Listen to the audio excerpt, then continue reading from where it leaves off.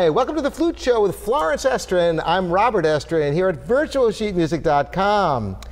Today's subject is why you shouldn't practice flute like a video game.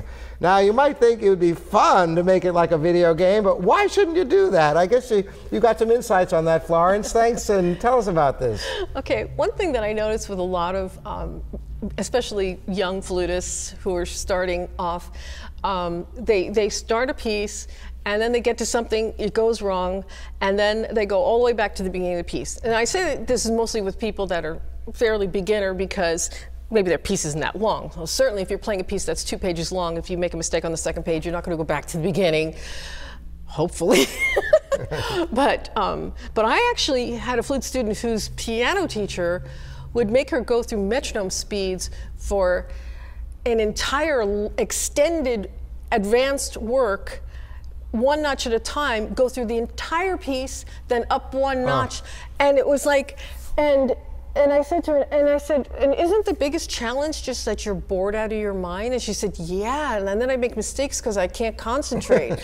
And so that's, that's a very big mistake. If you're going to use metronome speeds on something, it should be a section. Absolutely. Okay, now, that being said, you may get your sections together and then you want to see if you can play the whole piece, and it's important to be able to play the whole piece in the same tempo. So yes, you can, but if you're going to go way back to slow and work up incrementally, you're not going to want to do that with like a 5-page long piece. And and I think this was like Rhapsody in Blue they were talking about, or something like. I don't even know how you could do, because there's too many tempo changes. Right. But anyway, so it's very important to focus on the difficult part. And I think part of the reason why nobody wants to do that is because it's so much more fun to be playing when things are going well. And then you get to the part that you can't play, and you don't want to play it. Because I think another part is that sometimes you mess something up and you feel, oh, I should have gotten that. You feel like you could have gotten it. So rather than practice, I'm just going to try it again. I'm sure I can get it. And then sometimes if you waste that much time, it almost becomes like the Vietnam War thing. It's like, when do you pull the plug on that approach? Yeah, no, it's really true. So what you want to do is isolate the hard sections and work up just the part that you really can't play. Now, having said that, then you must realize that you might be able to play this hard little section right there by itself, but you can't get into it. And that's another mistake a lot of people make. I actually remembered, and this was a very fine oboist, and we were playing Darius Milhaud's Creation of the World. And it has these big oboe, they're rhapsodic solos with big leaps and stuff, and the piccolo has it also. And I was playing the piccolo, and she was playing the oboe. And at the rehearsals, there was one place where every time she got to a certain interval leap, she would cack it, basically it didn't come out correctly. And what I noticed she did though, like leading up to the rehearsals and also the concert, she would sit there quietly doing the leap. And she nailed it every time, right? But it wasn't in context. And the difference between just being able to do it back and forth, that leap, and do it in the context of the way she needed to play that phrase was totally different. And, that's right. And she didn't get it at the performance either. And she was a fine player in a fine conservatory too at the time. And but I even thought about it. It's like, yeah, but she's not doing it the way she has to do it in context.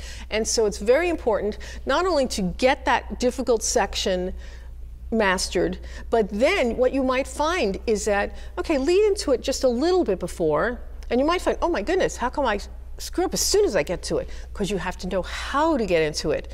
Starting on something is different than getting into it. And then you might find, okay, you can do from a little bit before, but maybe you can't do from a little bit further before, especially on a wind instrument. Same get the thing pacing. with piano. Yeah. I have a video on the subject, the Band-Aid approach, and I explain how you have to make the correction and then lead into it, then lead further into it. It's all about context, isn't it? Right, right. So the first thing is, and I think earlier on in your learning of a piece, is to isolate those tough sections work them out. But then remember, you can't just work on those sections and expect the whole thing's going to work together without practicing the whole performance. And that's another thing. If you're going to perform something, put all the pieces together. I've seen students come in and they have a big contest the next day, and there's not anything in the piece that they can't play if they take it section by section, because that's how they practiced it. But then when it's time to play a performance, first of all, they don't have an interpretation because they haven't really thought about what the whole piece is. And, you know. And the same thing goes with playing a program. If you're playing a whole concert, you better be able to play through the whole concert. Absolutely. A number of times, and for people and all of that. There's a pacing to a program. And, you know, it's a little bit like, well, I've never run a marathon, but but I mean, you have to conserve energy and have it for this, and it's mental energy as well as physical energy. That's right. So it isn't just like playing a video game, but it can be fun and rewarding if you do it right. Absolutely. It's much more fun and rewarding because you can say something with it. Yes. Well, thanks for this great advice, Florence. And this has been The Flute Show here at virtualsheetmusic.com. Thanks so much for joining us.